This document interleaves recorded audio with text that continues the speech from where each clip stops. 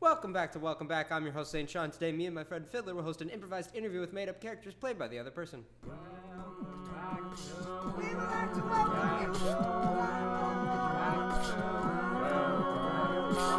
Welcome back, and what is turning out to be an historic episode of our podcast today. My guest here, you can't get a more exclusive guest than this, a man whose voice people have been waiting to hear for so long. A little bit of backstory for you folks. 10 years ago today, the Pulitzer Prize-winning play Code Mustard opened on Broadway. Played for 5 nights, completely sold-out performances, best reviews in show history. This show got Code Mustard. 5 days into its run, its lead actor disappeared. No one could find him, completely out of contact. For 10 years, this man was just gone. People were putting out missing person warrants. There were obituaries in the papers. Nobody knew where he was. And today, he has shown up and he has consented to an interview here on Welcome Back. Please welcome back to the program and to the world, Horatio Grangewhistle. Welcome to the program, Mr. Grangewhistle. It's actually a pleasure to be back here, Fidler. I'm glad to get my voice out to the people again. It's a pleasure for us to have you back. I mean, you were 5 days into this critically acclaimed show. You disappear. Yes. You're gone for 10 years. I think we just got to jump right into the meat of the sandwich here. What happened those 10 years ago that made you disappear? Where have you been? Well, the question is not necessarily what made me disappear. It's a long story because I had a lot going for me. This was a very important show to me, to the cast crew. Code Mustard. Yes, Code Mustard, where I did play Colonel Seedsup, which the whole story is based around the fact that I'm Colonel Seedsup, born and raised in a farm and just out in the world, and a seed I grow up to aspire to be Code Mustard, because the mustard seeds make the mustard, and that's Bill Shakespeare is just a phenomenal director to have worked with, and he, I just can't even see past his creative genius. I can't even start to be on the same level as him. Mm-hmm. But I expected my whole life to be wrapped around just, all right, I'm Code Mustard now. I'll move on. I'll go to Broadway, and I will still be Code Mustard until I die King Code Mustard. It seemed like a very simple plan. Mm-hmm. The 5th night. All right?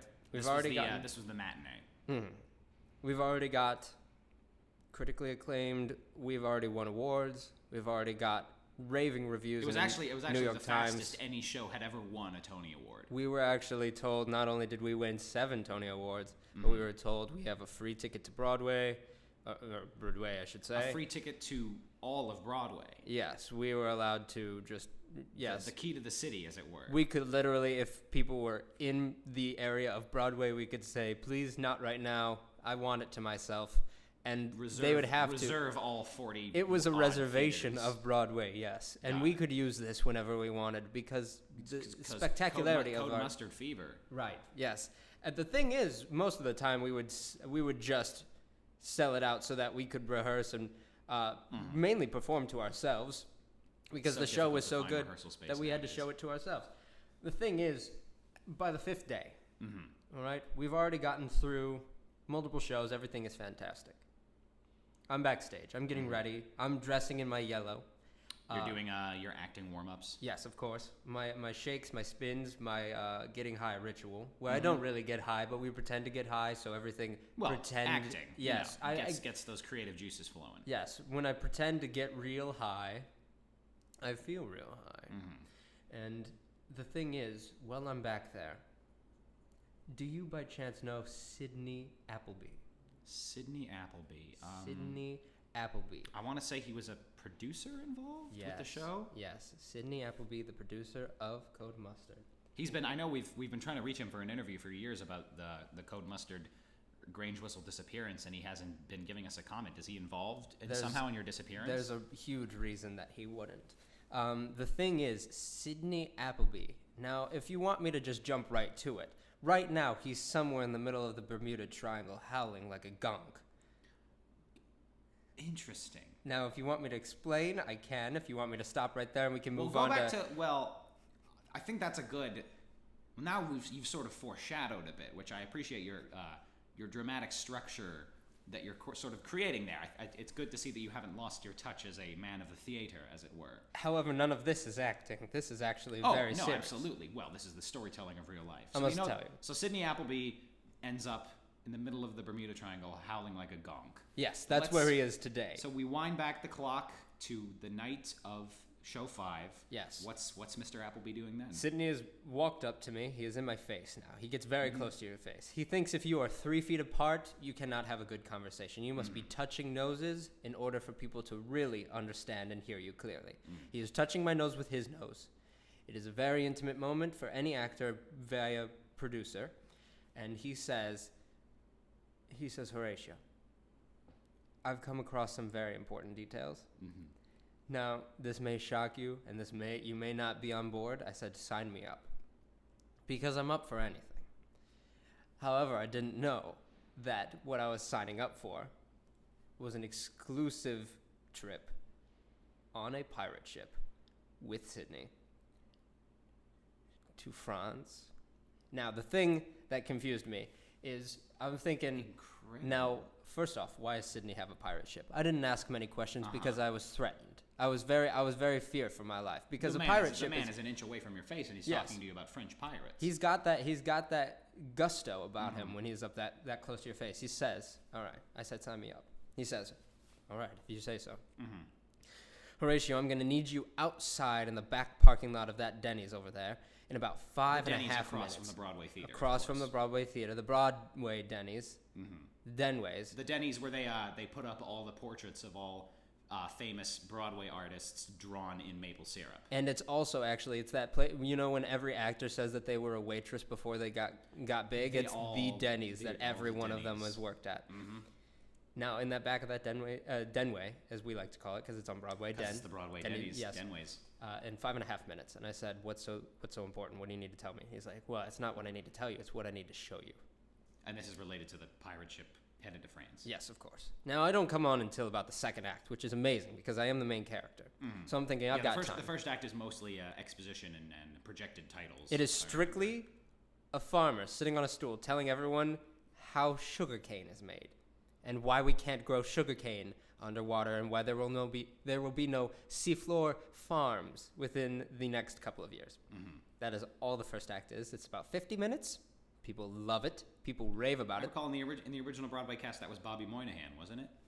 Bobby Moynihan was the farmer. Was Farmer Sugarcane. Yes. And we even at one point got Daryl Hammond to pretend to be Sugarcane and incorporate some interpretive dancing into the side. Yeah. No, I remember reading the reviews for that. But anyway, Denway's parking lot. I've got time, so I'm heading over to the Denway, and I'm in the back of the parking lot, and I'm standing there, and there is just a couple of cars, probably the people working at the Denway right now. I'm thinking, all right, I don't see Sidney anywhere. What's he got planned for us?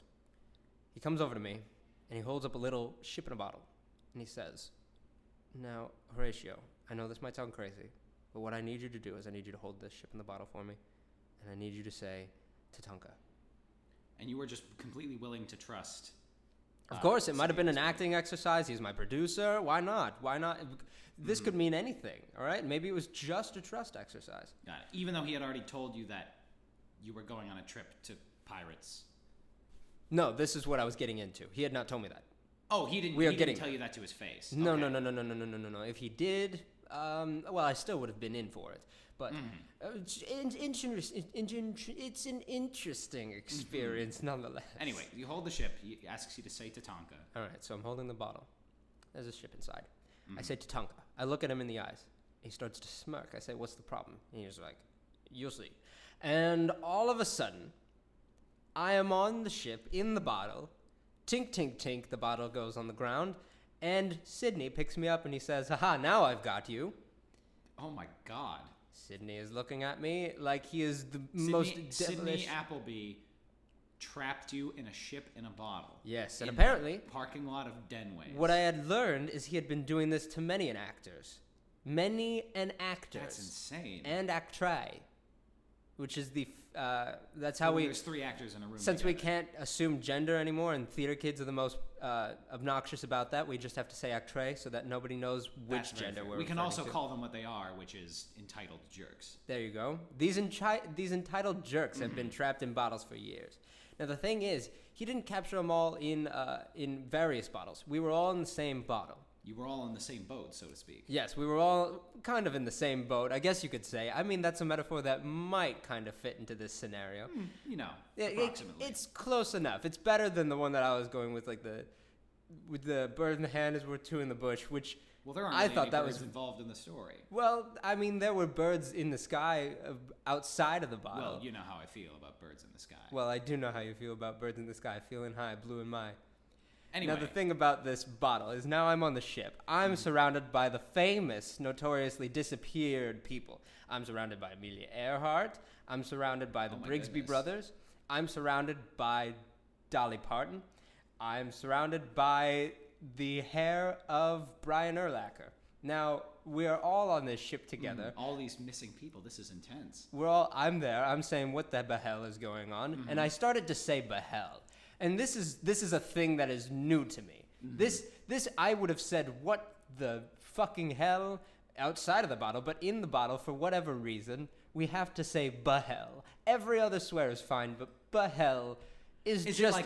Is it an unwritten rule of Sydney's ship in a bottle? I think it's a curse on the bottle. I think it's one thing that he definitely sounds like a pretty cursed bottle. He was a man of putting on minor inconveniences onto everyone he worked with, just small ones. Such as trapping them in a ship in a bottle for 10 years. And behell, which was such just a nuisance, really. Got it. Now, the thing about this is we're all on this ship, and I say, what the hell is going on? And they're like, oh, goodness, another one. Oh, no, another person, and we still haven't figured a way out. I'm thinking, what are you talking about, Dolly Parton and Brian Urlacher's hair? What do you want here? What are you trying to pull at? What are the strings that are attached to this scenario? What is this Pinocchio debacle that's going on? They say that producer, Sidney Appleby, out there, he is a man of mysterious endeavors. This man has trapped all of this essence of actre and hair into this bottle onto this pirate ship. He is going to set a sail on the Sea of Nuisance. The Sea of Nuisance. Now, I was thinking, are you saying, like, for real? Like, a real sea that is really made out of nuisance, Dolly Parton? Is that what you're referring to? It's just a term. So things were getting tense in the bottle. Yes, I was already very aggravated, for I had been there only mere 35 seconds. I couldn't take it anymore. No. You had a call to make. Act 2 was going to start pretty soon. Yes, I knew that. I had to be there. You had to be there to create the journey between Colonel Setsup and Code Mustard. Now, the thing is, I was telling them, I have places to be, and they were all like, well, no shit, Sherlock, so do we. We have places to be. Haven't you ever seen 9 to 5 and a Chicago Bears game? Said Brian Urlacher's hair. And both of them just have these major gaps in them since Dolly Parton and Brian Urlacher's hair have gone missing. Now, the thing is, we're all aggravated. I say, okay, calm the fuck, shut the fuck down. Because I got to establish some ground rules. I say, all right, very clearly, Sidney Appleby has put us all in here. What's the sitch? And they say, all right, well, mainly, everyone within the first half of what they were doing had been taken out. And this is Sidney Appleby's elaborate ruse. Sidney Appleby takes away the person from the first half of what they're trying to do, captures them into a bottle, takes the essence, the arrogance, the illuminescent talent that is radiating from their glowing ever-presence, and what he's trying to do is he's trying to capture a mere 10 people so that he can set the sail on what they're referring to as the Sea of Nuisance, which is really just a nice tornado blender. And he's going to turn us into a nice smoothie, and he's going to drink it, and he's trying to become John Hamm. Now, here's where it gets tricky. He's trying to, if I can get this right, Sidney Appleby, at that point, was trying to ingest the talent essence of 10 talented individuals / hairstyles in order to, in a sense, absorb their youth and exuberance and acting talent to the point where he has become John Hamm. Quite exactly. He needed the hair of John Hamm, he needed the talent of John Hamm, and was John Hamm himself in the bottle? No, John Hamm was next to the bottle. John Hamm was a little bit a part of this, and he was like, oh yeah, oh sure, because Sidney Appleby was also John Hamm's producer. John Hamm was like, oh, sure, yes, this is going to totally work. And he was not freaking out about the fact we were in the bottle, but merely the fact that if he had blended us up and turned us into a delicious smoothie, it would not turn him into John Hamm. So this is just a real conspiracy we've got unfolding here. Now, I have to ask, clearly you're standing right here, and you're not a smoothie, as far as I can tell. And Sidney Appleby, if we're to take what you're saying at face value, is in the middle of the Bermuda Triangle howling like a gonk. 10 years have passed. 10 years, yes. Has it... clearly, Sidney's plans to smoothify you have failed, but what happened during those 10 years that it took you to get out of that bottle and back to normal size? Well, there's a lot of controversy between how time and space moves. Now, in the bottle, we had planned for a mere 10 minutes. But outside the bottle, about 9 years had passed. Now, the thing that's confusing here is we're all sitting in here, we're planning, we're strategizing. We're thinking, why hasn't he turned us into a smoothie yet? Because obviously... If time is moving so quickly outside of the bottle, you think he would have done it by then. Yes. It was because he needed a mere 10 people, which he had only gathered 8. Oh, so you were the 8th person. Yes. Now, we had all thought this whole time, all right, we've got time, let's strategize. How do we reverse this situation? You and Dolly and Amelia and Brian Urlacher. Yes, and the rest, the other people that I had said. Yes. Now, we're all in this scenario. We're thinking we need to find a way to twist this around. Because clearly, this sea of nuisance is referring to the "you're gonna go far" kid references and that established belief that if you set sail right now into the seas and the wander bed, you're gonna find what you're looking for. Now, he believed that by trapping us in a ship on a bottle containing this scenario and setting us sail on the sea of nuisance, we were going to, give him what he wanted. But there were 8 of us. We had enough people to strategize. We were thinking, all right, how do we turn this around? And before we could come up with anything, lo and behold, Daffy Duck shows up. Oh, snap, that's 9. Daffy Duck, the cartoon character. Daffy Duck, the real person. The real person, Daffy Duck. This is, oh my goodness. You mean, wait.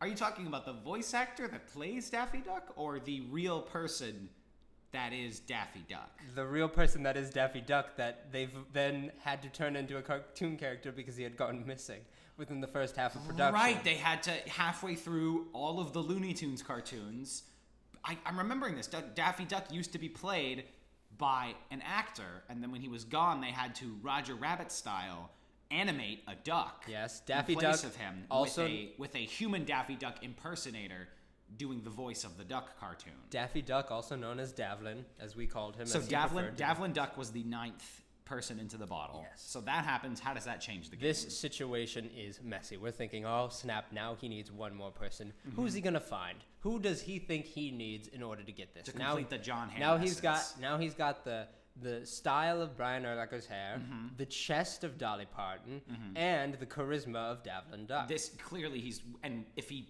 combines that all into John Hamm, Sidney Appleby would be unstoppable. Now he only needs one more person to become John Hamm, and we're all thinking, well, wait a minute.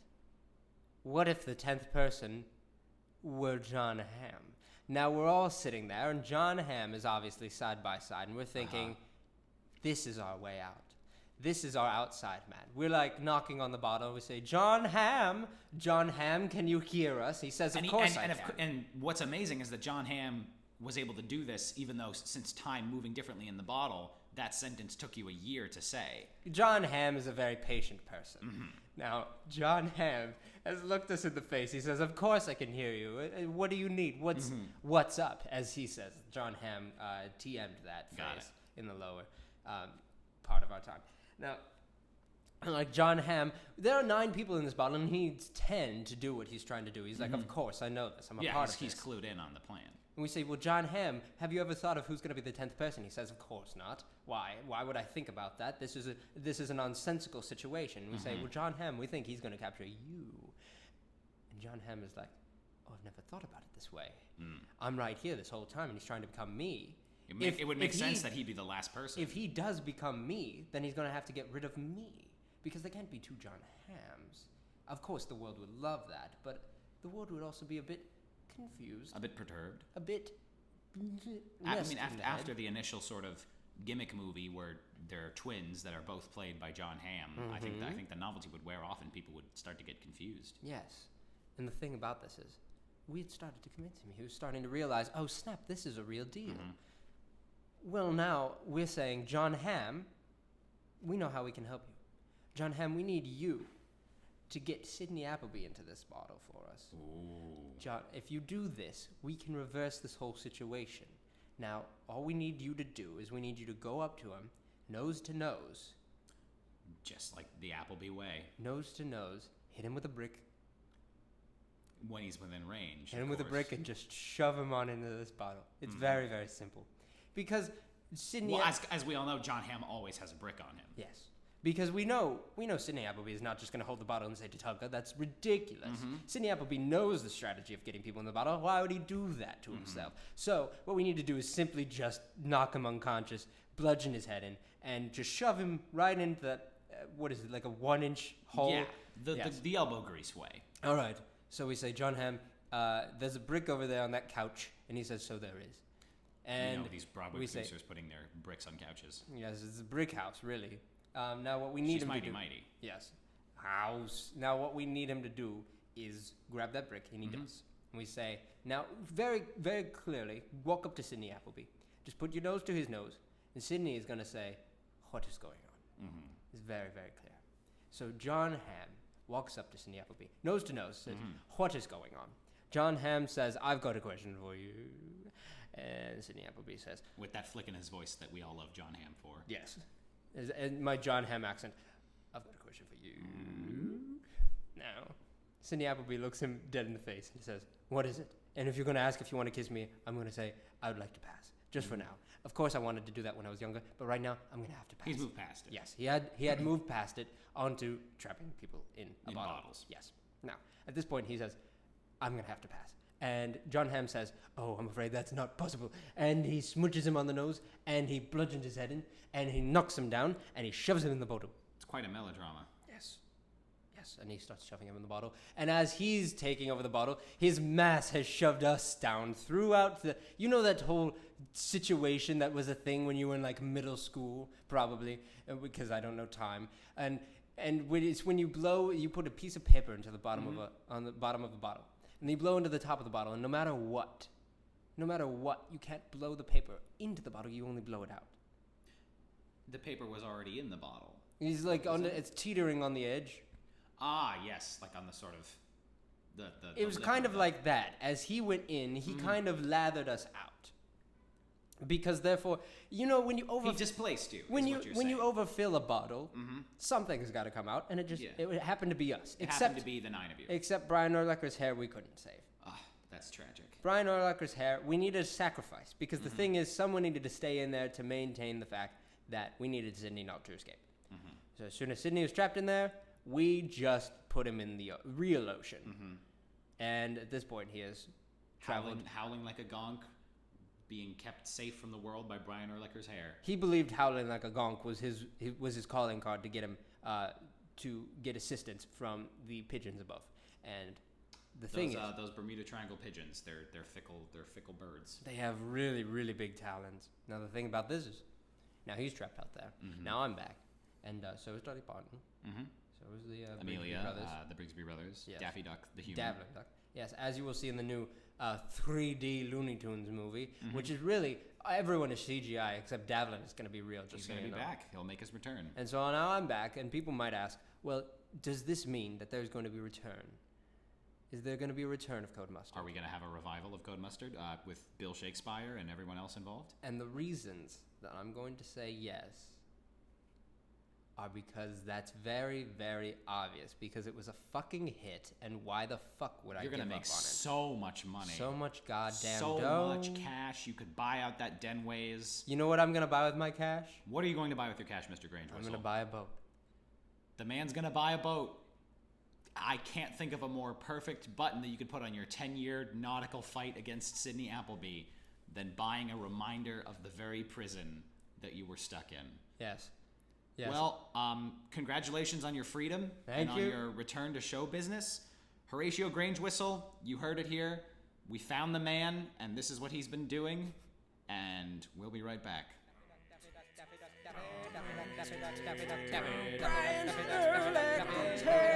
Real person. How are you today? It's you. Who is it?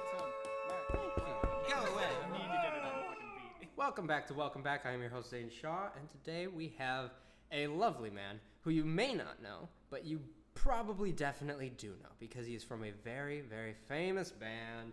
He was the former stroomist to the band Baked Bean, Beanie Baby, Beaver Boys. Everybody's favorite classic. That's the one that they're talking around towns, that you tell to your mama, that you swing your girl to, that you kill a man to. And he has also just opened a new brewery called Gahhh I'm so fucking wasted. Jenna's a bitch. No, I can get my own Uber. And we have him here today to talk to you. Please, everybody, welcome Forvey Whiskens. Hey, well, it's great to be here on the program, Mr. Shaw. Thanks for inviting me on. Oh, Forvey, we'd love to have you on. You know we do. Oh, Now, well, you flatter me, man. let's just start with something real quick. Let's start it right off the flapjack top.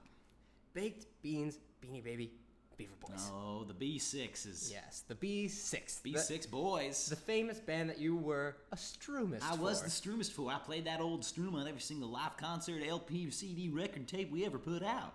Now, just for the people that don't know about the band, Oh, yeah, absolutely. because I'm sure there are only about, two of them. Yeah, those guys that are always in the front row, and then there were no other seats in the place that were filled except for the two guys in the front. Exactly. Now, please, just tell us a little bit about the band. I don't know. Now, the band we started, we were roommates in college. We were six of us in a sort of sweet living environment that we had going on, and one day I was sort of up late strooming, as I always was, Nice. and I hear 5 knocks on the door. Actually, it was less of a 5 knocks and more of all 5 of them knocking once on the door at the same time, sort of doing it was like one sound, but it was also 5 sounds tied together in one. That's And magical. so that alone sort of got me thinking all sorts of musically, like, what if all these people were making sounds together?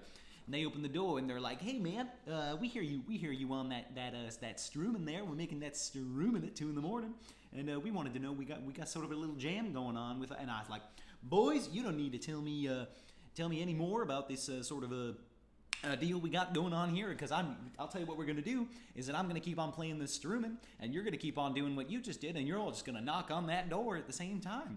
And so we came up with our cool way of doing that band, which is I would be on stage playing the stroom, and then the other 5 guys, we actually, when we moved out of the suite, the end of that day, we took the door with us, and Right. they just have that door on stage up on a little easel, and they just keep knocking on it the whole time.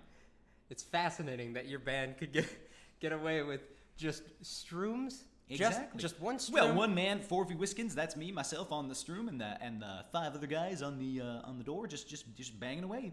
It's fascinating because most people, when they're growing up, they're told playing the door takes 10 people? With 10 people at the least. But you guys have proven everyone wrong. Exactly. Much like how the Beatles showed everyone with their drummer that they could play offbeats. You guys showed everyone that it doesn't take a whole crowd, just a couple of people, to play a door. Yeah, absolutely, it really doesn't. Now, the sad thing is, you were the former stroomist. That's very true. Would you like to tell us about the breakup?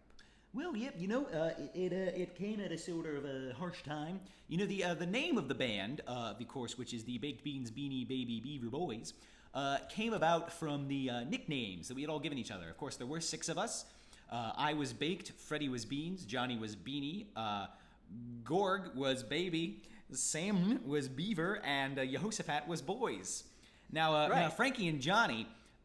It surprised me that it took a few years into the run of the band for this to happen. But as I just said, I'm pretty sure Frankie was Beans and Johnny was Beanie, and we were in the middle of a concert once, and they were both just banging on that door with Baby and Beaver and Boys, and they looked at each other and they're like, "Wait a minute, I see. Now, even when we had fight, we would always use this sort of a friendly tone of voice with each other. I was just strooming along. Of course, I had my stroom phones on. I didn't know what was going on. But Beanie and Beans, as I like to call them, they looked at each other and it's like, "Hey, now, it's kind of weird that we both got bean-based nicknames, isn't it?" Right. And the other one's like, "Yeah, I'm Beanie, you're Beans. There's not really a sort of a distinguishing element going on here."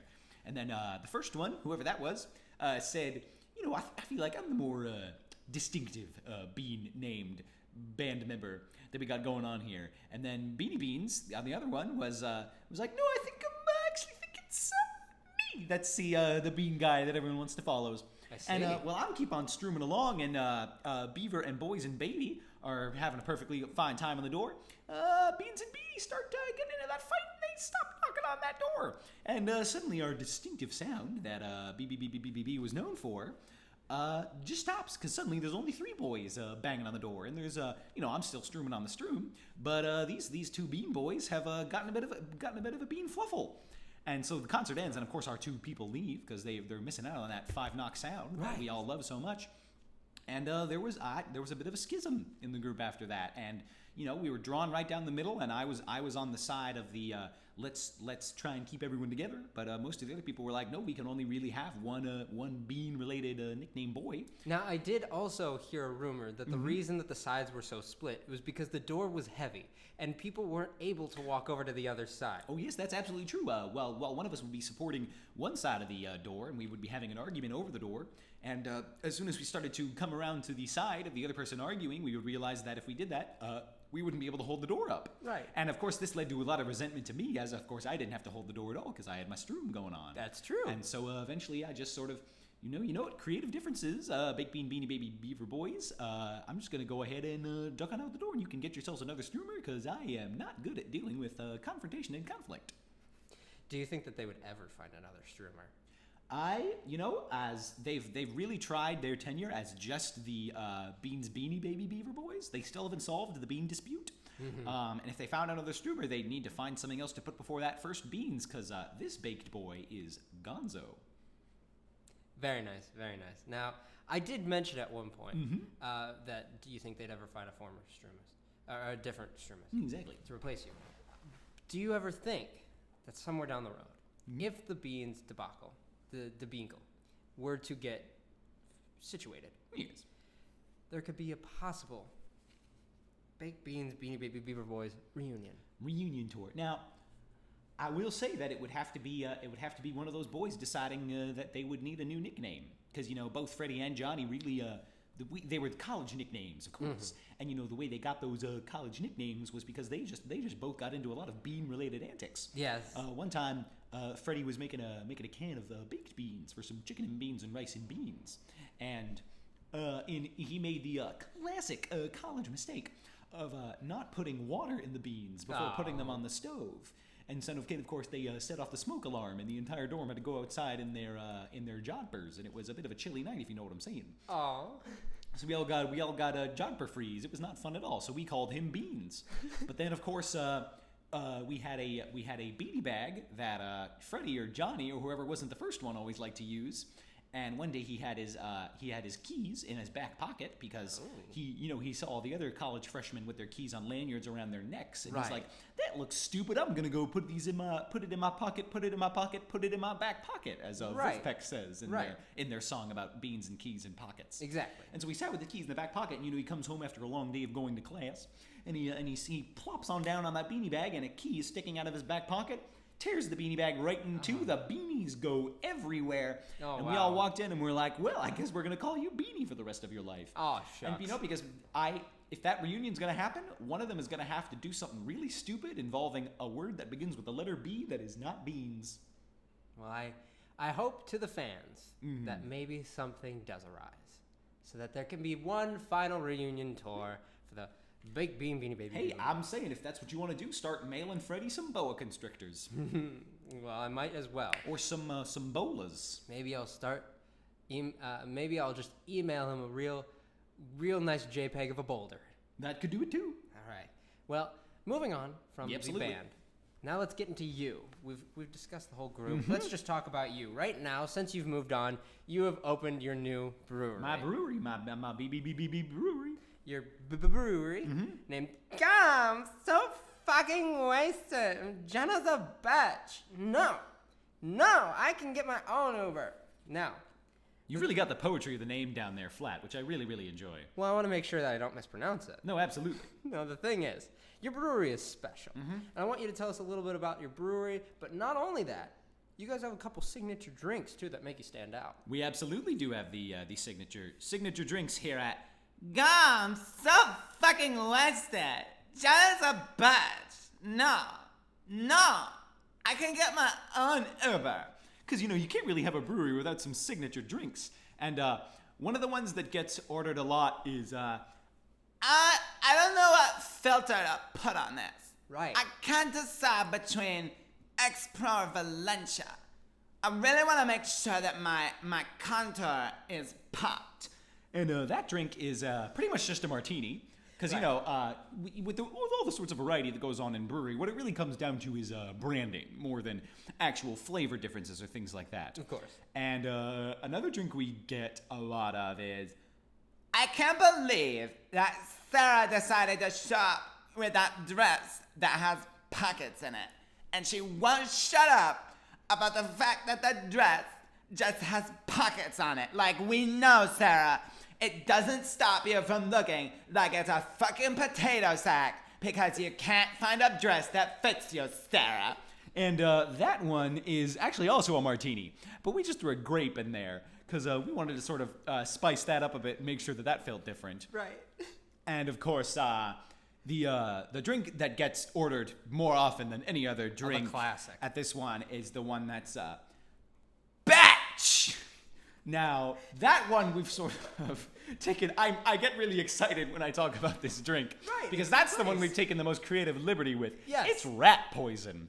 And we just put that in a glass. I just get so excited when I talk about this. It's our most popular drink. And we just put rat poison in a glass. And of course, to keep the flavor thing, we just throw a grape in there. And we just... It's such an exciting drink to talk about. It really makes you feel good about breweries that are going on these days. It's very innovative. A lot of people don't understand what's in the drink before they get it, and as soon as they get it, wow, it's a real kicker. And I heard that it kills at the parties. It really does. I mean, we ice the glass because there's really nothing better than an ice called batch. Ain't that the truth? Ain't it? Now, Forvey, I need you to tell me a little bit about this, all right? Now, your bar has been open for a couple years. Yeah, absolutely. Your signature drinks, boy, are they flying. Boy, are they Boy, just howdy. rolling off the tongue as well. Boy, howdy, are you busy every Friday night? Oh, my goodness. But now, I need you to tell me a little bit about, there's a debacle, all right? There's always a debacle. The bar altercation in 2015. Would you like to touch on that a little bit? Well, the altercation, of course, that took place in the middle of our bar brewery, as you know. And, at first it started as a, typical patrons getting in a fight. Right. And these were actually two men in our bar that they got into an argument.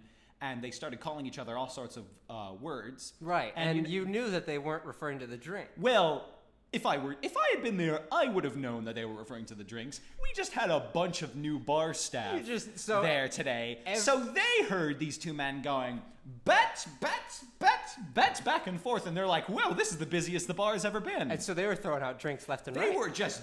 And they eventually... decided that since so many people apparently in the bar wanted drinks, they hooked up a fire hose to the rat poison tank that we had in the kitchen, and they just started slip and slide in the crowd. They went all over with the rat poison because they're like, forego the glasses. We ain't got no time for coasters or nothing. We're just gonna spray rat poison directly onto this large group of people. Right, of course, to make sure that everyone got to make sure that everyone was getting their batch. Yes, because when everyone is screaming for a batch, you gotta make sure. Sometimes you just gotta do that with a fire hose. Yes, of course, because you gotta hose them down every now and then. You just gotta hose them down. Exactly. All right. Well, thank you for touching on that for me. No problem. We just wanted to clear the air, Yeah, make sure that absolutely. your bar, because you guys have passed every health inspection. You guys have passed all these flying colors and We've got it right there on the door, our certification. There was that one because most people altercation. ask to see it. Yes, there was that one altercation. We just wanted to clear the air. Exactly. Make All sure- those people have been fired. All is good. Now, before we wrap up here, I do want to touch on a little bit of something. Yeah, absolutely. Because you have a musical background. Well, that's very true. And you went into making the brewery business. But I've heard recently you have started to your bar as a whole has started to write a musical. But I've also heard that within this musical, it's very, very racist. Well, the nature of rumors, Mr. Shaw, is I don't know if you've ever played the game Telephone. Yes. Now, Telephone, I played it a lot when I was a kid, and it would be sort of those things where you say one thing into another person's ear, and they might mishear it because they're not very good at whisper talk. Right. And then they put it into the next person's ear, and it sounds a little bit different. Right. So, of course, as any good guerrilla marketing person tries to do, I set off all these rumors that were going on. Not necessarily the rumors as you ended up hearing them, but here's how I think that game of telephone went. We were indeed the brewery was writing a musical, and the musical at first began as a musical about vegetable oil. There you go. So I told the first person, "Hey, we're doing a musical about vegetable oil." Right. And so that person goes on to the next person to spread the rumor, and it's like they're doing a musical about vegetable boil. And as you can see, the telephone line starts to get moved a little bit. And then they go to the next person, and that third person is, "Hey, they're doing a show about fruit oil," because they got vegetable and fruit mixed up. So it becomes fruit oil, and then another person said, "Hey, they're doing a show about racism," because that's just the next logical step in that collusion right there. Yeah. So it just the brain one to the next: vegetable oil, vegetable boil, fruit boil, racism. And from then on, racism was a bit too clear for everyone to start not messing up. Exactly. All right. Well, that makes perfect sense. Doesn't it though? Yes. However, I have heard that within this musical, it is now. I don't want to point any fingers, even if it's not racist. Even if it's just vegetable oil. All right.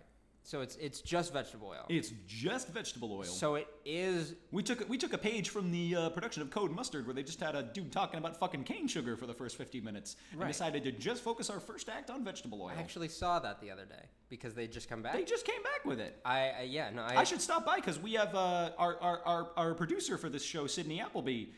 He's been very, very excited about places for this show to go. Fascinating. All right, wonderful. Well, I mean, of course, if you go see that show, I've heard that it's lovely. I've heard that when they talk about that how we can't do underwater farming, I've heard that that's very informative, actually. Oh, absolutely. To the point where you're just like you're as entranced as you were when you were watching Gravity. Can't use vegetable oil underwater either. Yes. Oil and water don't mix. Well, I hope that you're maybe that's where they got the racism vibe off of it, because there is a line that gets repeated a lot where it's oil and water don't mix. I mean, yeah, and I was gonna say your musical is named Blacks Only, and that's why I wanted to clear the air. And I know that's because you're talking about blacks only because you're talking about how the vegetable oil and the water don't mix, and then the vegetables get burned, and then they become all black and crispy. And that's why.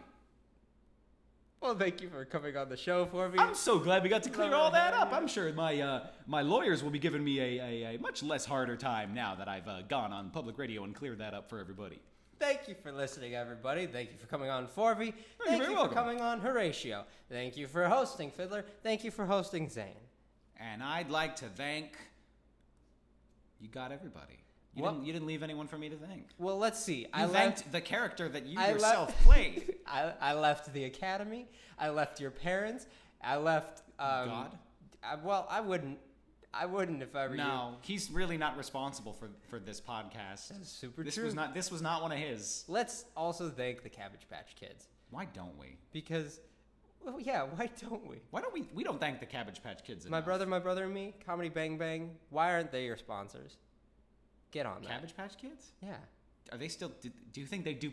No, why aren't the kids from Cabbage Patch Kids your sponsors? Not the brand. Not the brand. The kids. Before we get into another interview, let's just put the push pin in this one.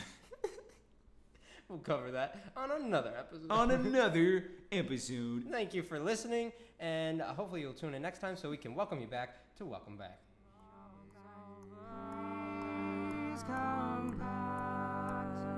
Welcome you back to Welcome Back.